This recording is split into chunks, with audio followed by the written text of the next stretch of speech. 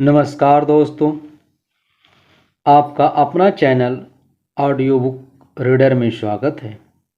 आज मैं आपको 21वीं सदी का व्यवसाय पुस्तक पढ़कर सुनाऊंगा, जिसके लेखक रॉबर्ट टी कियोसाकी हैं।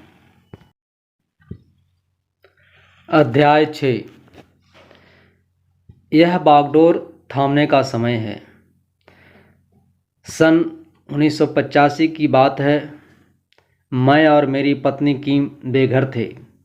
हम बेरोजगार थे और बचत के नाम पर हमारे पास नाम मात्र का पैसा था। हमारे क्रेडिट कार्ड की सीमा ख़त्म हो चुकी थी और हम एक पुरानी भूरी टोटोया में रहते थे, जिसकी झुकने वाली सीट्स हमारे लिए बिस्तर का काम करती थी। कार में सोने के एक सप्ताह बाद एक कठोर वास्तविकता हमें चूभने लगी कि हम कौन थे, क्या कर रहे थे और किस दिशा में जा रहे थे। जब एक मित्र को हमारी दुर्दशा का पता चला तो उसने हमें अपने बेसमेंट में एक कमरा दे दिया। जब मित्रों और परिवार वालों को हमारे हालात के बारे में बताया गया तो उनका पहला सवाल हमेशा यही होता था, तुम लोग कोई नौकरी क्यों नहीं कर लेते। पहल तो हमने कोशिश की, लेकिन हमारे शुभचिंतकों को अपने तर्क समझाने में हमें काफ़ी मुश्किलें आई। जब आप किसी ऐसे व्यक्ति से बात कर रहे हों जो नौकरी को महत्व देता हो, तो उसे यह समझाना मुश्किल होता है कि आप नौकरी क्यों नहीं करना चाहते। हम कभी कभार यहाँ वहाँ काम करके कुछ डॉलर्स कमा लेते थे, लेकिन हम बेकाम सिर्फ इसलिए करते थे ताकि हमारे पेट में भोजन रहे और हमारे घर यानी हमारी कार में गैस रहे। मुझे स्वीकार करना होगा कि गहरे व्यक्तित्व संशय के पलों में तनख्वाह वाली सुरक्षित नौकरी का विचार बहुत आकर्षक लग रहा था। लेकिन चूंकि हम लोग नौकरी की सुरक्षा की तलाश नहीं कर रहे थे, इसीलिए हम लगे रहे और आर्थिक खाई की कगार पर एक एक दिन करके जीत रहे। हम जानते थे कि हम जब चाहेंगे हमें एक सुरक्षित और ऊंची तनख्वाह वाली नौकरी मिल सकती है। हम दोनों ही कॉलेज की पढ़ाई पूरी कर चुके थे। हम में नौकरी की अच्छी योग्यताएं थी और हमारी कार्यनीति ठोस थी, लेकिन हम नौकरी की सुरक्षा नहीं चाहते थे। हम तो आर्थिक स्वतंत्रता चाहते थे। 1989 तक हम मिलेनियर बन गए। मैं अक्सर लोगों को कहते सुनता हूँ, पैसे बनाने के लिए पैसों की ज़रूरत होती है। यह सरासर बकवास है। बेघर से मिलेनियर बनने की हमारी यात्रा में 4 वर्ष का समय लगा था, तथा इसके बाद असली आर्थिक स्वतंत्रता तक पहुँचने में हमें 5 और साल लगे। लेकिन इसमें पैसों की ज़रूरत नहीं पड़ी। जब हमने शुरुआत की थी तो हमारे पास ज़रा भी पैसा नहीं था। वास्तव में हम कर्ज में थे और रास्ते में किसी ने भी कुछ नहीं दिया। इसमें अच्छी औपचारिक शिक्षा की ज़रूरत भी नहीं पड़ती। कॉलेज की शिक्षा पारंपरिक पेशों के लिए महत्वपूर्ण है, लेकिन दौलतमंद बनने की इच्छा रखने वाले लोगों के लिए नहीं है। अगर पैसा बनाने में पैसों की ज़रूरत नहीं पड़ती और आर्थिक दृष्टि में स्वतंत्रता बनाना सीखने में औपचारिक शिक्षा की भी ज़रूरत नहीं होती, तो फिर किस चीज़ की ज़रूरत होती है।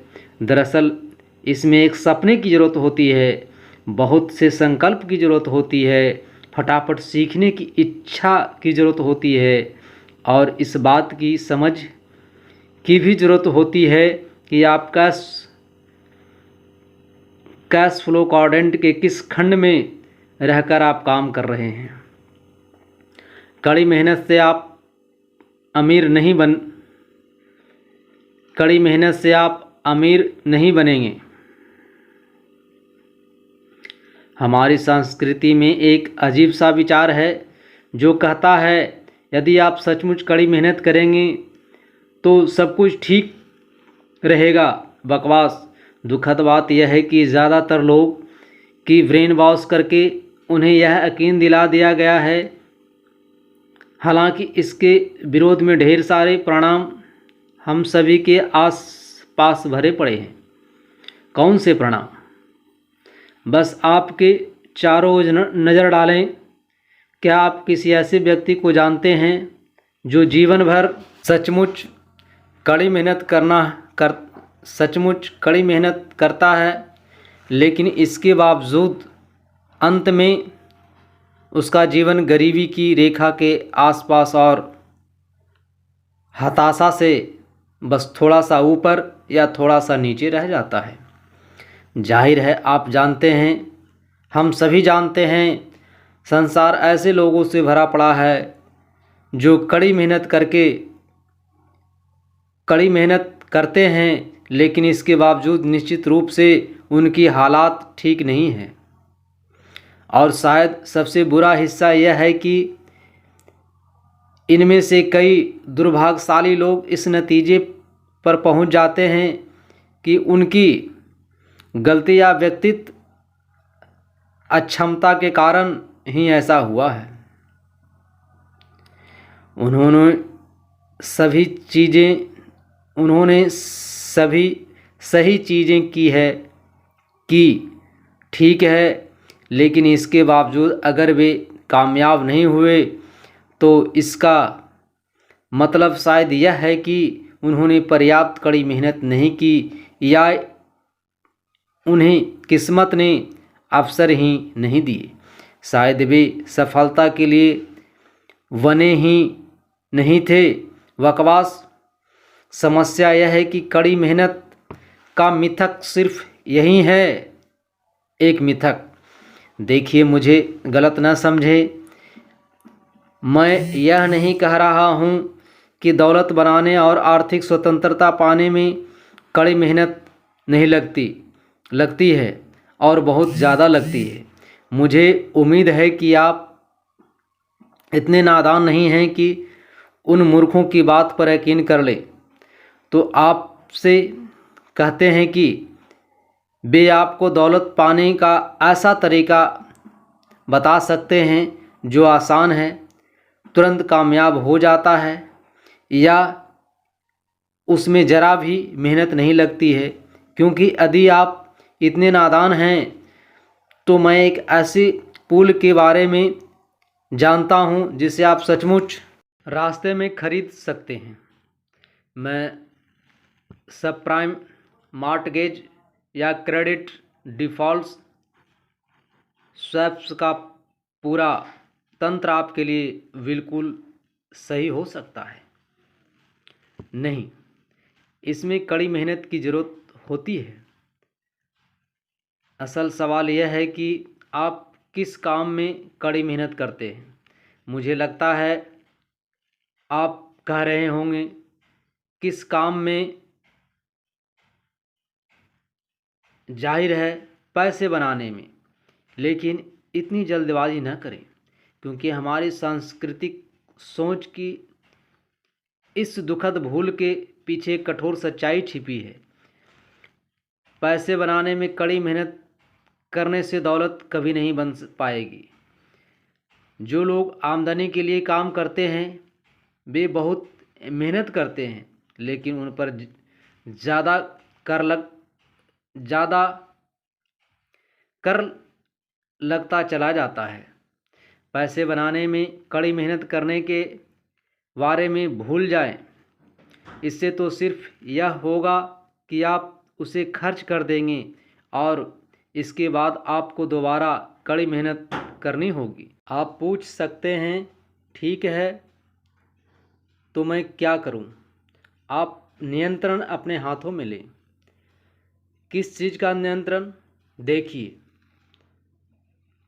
चाहे आप कितनी ही कड़ी मेहनत कर लें, आप जीवन में ज़्यादातर चीज़ों को नियंत्रित नहीं कर सकते। आप बाजार को नियंत्रित नहीं कर सकते, आप कर्मचारियों को नियंत्रित नहीं कर सकते, आप अर्थव्यवस्था को नियंत्रित नहीं कर सकते। तो फिर आप किसे नियंत्रित कर सकते हैं? दरअसल आप अपनी आमदनी के स्रोतों को नियंत्रित कर सकते हैं। समस्या, व्यवसाय खड़ा करना ही यह तरीका है जिससे अधिकांश बहुत अमीर लोग अमीर बने हैं। बिल गेट्स ने माइक्रोसॉफ्ट की संस्थापना की, माइकल डेल ने अपनी डर्मिटरी के कमरे में डेल कंप्यूटर की स्थापना की। बहरहाल वी क्वाड्रेंट में सचमुच जीने वाले लोगों की संख्या ऐतिहासिक दृष्टि से बहुत बहुत कम रही है। सच्ची दौलत उत्पन्न करने के लिए यह क्वाड्रेंट सबसे अच्छा जगह है, लेकिन इसमें प्रवेश करने के लिए कुछ अवरोधों को पार करना होता है, जिसकी वजह से अधिकांश लोग बाहर ही रह जाते हैं। एक बात तो यह है कि अधिकांश लोगों के पास उतना पैसा नहीं होता जिसकी ज़रूरत उन्हें अपना खुद का व्यवसाय शुरू करने के लिए होती है। आज की तारीख में अपना व्यवसाय शुरू करने में औसतन $5 मिलियन का खर्च आता है। दूसरी बात यह है कि शून्य से व्यवसाय खड़ा करना अमीर बनने के सबसे जोखिम भरे तरीकों में से एक है। लगभग 90% व्यवसाय पहले 5 वर्षों में ही असफल हो जाते हैं, और अगर आपका नया व्यवसाय असफल हो जाता है तो ज़रा अंदाज़ा लगाइए कि $5 मिलियन किसके डूबेंगे। व्यवसाय करने के मेरे शुरुआती वर्षों में मैं 2 बार असफल हुआ। हालांकि मैं कभी दिवालिया नहीं हुआ और मुझे कभी कोई शासकीय सहायता भी नहीं मिली, लेकिन इसमें मेरे कई मिलियन डॉलर डूब गए। आमतौर पर जब आप खुद का व्यवसाय शुरू करते हैं तो आपको यह सुनिश्चित करना होता है कि जगह के किराए, बिजली, पानी के बिलों और बाकी ज़रूरी खर्चों का भुगतान हो, आपके कर्मचारियों का भुगतान हो और आपके सप्लायर्स को भुगतान हो, वरना आप बिजनेस से बाहर हो जाएंगे। अब ज़रा अंदाज़ा लगाइए, भुगतान किसे नहीं मिलता है आपको जब आप कोई नया व्यवसाय शुरू करते हैं। और यहाँ मैं एक सफल व्यवसाय के बारे में बता रहा हूँ, तो आपको 5 से 10 साल तक बिना भुगतान के काम करना पड़ सकता है। किम और मेरी कहानी को याद करें, जो अपनी पुरानी टुटोया में सो रहे थे। यह मज़ेदार नहीं था। हम नौकरी कर सकते थे जिससे तत्काल हमारे सिर के ऊपर छत मुहैया हो सकती थी, लेकिन यह चाहे जितना दुखद रहा हो, और मेरी यकीन माने यह था, हमने नौकरी करने के बजाय बेघर रहने का विकल्प चुना था, क्योंकि हमें व्यवसाय का स्वामी बनने और वी क्वाड्रेंट में रहने के अपने सपने का पूरा यकीन था। अधिकांश लोग में इन परिस्थितियों से मुकाबला करने का मानसिक, भावनात्मक, शारीरिक या आर्थिक जीवट नहीं होता। यह निर्मम हो सकता है और आमतौर पर होता भी है। एक फ्रेंचाइजी ले लें तो फ्रेंचाइजी लेने से जोखिम बहुत कम हो जाता है। मैकडॉनल्ड्स या सबवे जैसे प्रतिष्ठित फ्रेंचाइजी होने पर आपकी सफलता की संभावना काफ़ी अच्छी हो जाती है और ज़्यादातर ज़मीनी काम बना बनाया मिल जाता है। लेकिन आप अब भी सबसे पहली और सबसे बड़ी समस्या पर अटक जाते हैं। ऐसा फ्रेंचाइजी लेने के लिए आपको नगद पैसे देने पड़ते हैं। किसी प्रतिष्ठित फ्रेंचाइजी को खरीदने की लागत $1 लाख से लेकर $15 लाख या इससे ज़्यादा भी हो सकती है। और यह तो सिर्फ फ्रेंचाइजी के अधिकार खरीदने का खर्च है। इसके बाद आपको प्रशिक्षण, विज्ञापन और समर्थन के लिए मुख्यालय को जो मासिक भुगतान करना होता है वह अलग होता है। और इस सारे समर्थन के बावजूद सचमुच दौलतमंद बन जाने की कोई गारंटी नहीं है। कई बार तो फ्रेंचाइजी घाटे में चलने के बावजूद फ्रेंचाइजी मालिक का मुख्यालय को भुगतान भेजना होता है, भले ही आप उन लोगों में हों जिनका फ्रेंचाइजी सफल हो जाता है, लेकिन इस बात की काफ़ी संभावना है कि पहले कुछ सालों में आप खुद खास पैसे नहीं कमा पाएंगे। और यह भी याद रखें, 3 में से 1 फ्रेंचाइजी अनंता डूब जाता है। जब मेरे गरीब डैडी 50 साल के थे तो उन्होंने हवाई के राज्यपाल के खिलाफ चुनाव लड़ने का दुस्साहस किया, और वे जिसके खिलाफ लड़ रहे थे वह और कोई नहीं, उनके तत्कालीन बॉस ही थे। इसके बाद क्या हुआ आप सहज ही अंदाज लगा सकते हैं। गरीब डैडी न सिर्फ चुनाव हार गए बल्कि उनके बॉस ने उन्हें नौकरी से भी निकाल दिया और साफ शब्दों में बता दिया कि वे दोबारा कभी हवाई में नौकरी नहीं कर पाएंगे। डैडी ने अपनी सारी बचत बटोर कर एक लोकप्रिय फ्रेंचाइजी खरीद लिया जिसके बारे में कहा जाता था कि यह फ्रेंचाइजी कभी नहीं डूब सकता। जो फ्रेंचाइजी कभी नहीं डूब सकता था वह डूब गया, और साथ में मेरे डैडी भी। दरअसल उनका सब कुछ डूब गया।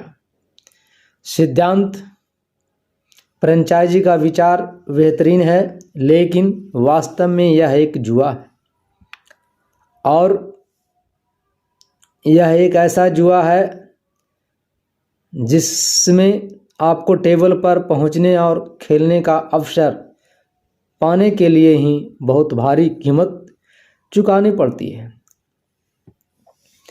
निष्क्रिय आमदनी की शक्ति। क्या आपने कभी पानी के उन स्प्रिंग वाले नलों का उपयोग किया है जो कुछ सार्वजनिक रेस्ट रूम्स में पानी बचाने के लिए लगाए जाते हैं?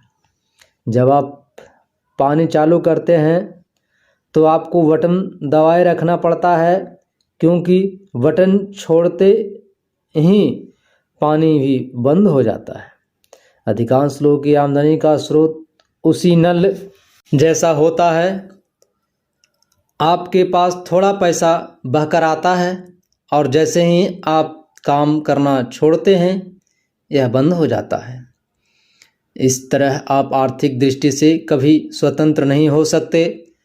आपको तो पैसे का ऐसा नल चाहिए जिसे आप एक बार चालू करने के बाद खुला छोड़ दें और फिर वह अपने आप चलता रहे। यह आज कल और अगले सप्ताह आमदनी पाने के बारे में ही नहीं है, यह तो अनंत काल तक आपकी आमदनी सुरक्षित करने के बारे में है।